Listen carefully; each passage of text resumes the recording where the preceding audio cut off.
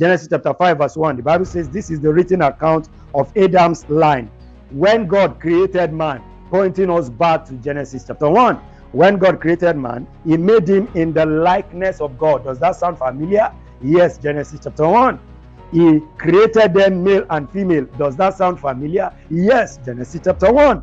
And blessed them. Does that sound familiar? Yes, Genesis chapter 1. And when they were created, he called them man. Genesis chapter 5 is pointing us back to Genesis chapter 1, telling us that this is a continuation of the story in Genesis chapter 1. Why is that significant?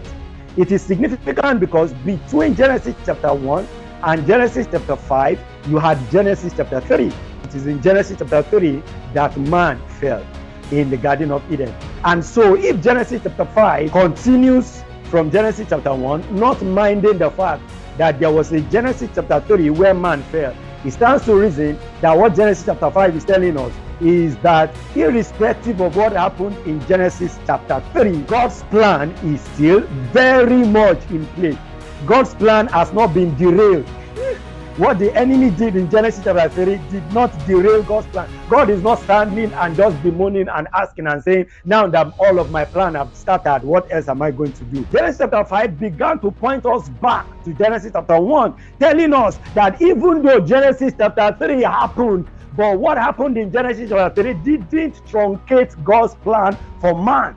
No matter what the enemy does in your life, it cannot truncate the plan of God for you. No matter what it is, God can still use them. So the Bible says, all things work together for good to those that love the Lord, that are called according to his purpose. So God's purpose will always stand. So if it looks as if the enemy is messing up with a lot of things in your life right now, if you look at the chessboard and it looks as if the enemy has moved a lot of pieces on this chessboard, it's almost at a point where it looks as if this game is over, where it looks as if I just have to throw in the towel and say, you know what, I concede defeat. I concede that you have won this round. I want to say to you, O child of God, that irrespective of how many pieces he has moved on this board, you still have a hand to win because you are with God. One with God is always on the winning side. So long as you are standing with God, you cannot end up being on the losing side. It is impossible. You cannot be on the losing side when you are standing with God. So even if you look at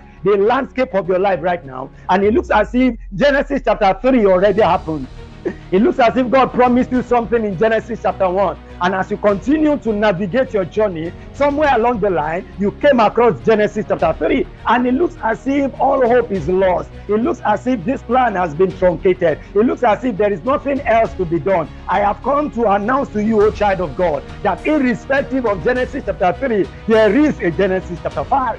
2026 is a new year. So if you look at your life right now, it looks as if 2025, there were a lot of losses. There were a lot of things that you could not even account for. You can't even fathom how these things happened. I have come to say to you, O child of God, that Genesis chapter 5 is a reminder that God's plan is still in play. So if at any point in time you seem to have lost the plot, find your way back to Genesis chapter 5.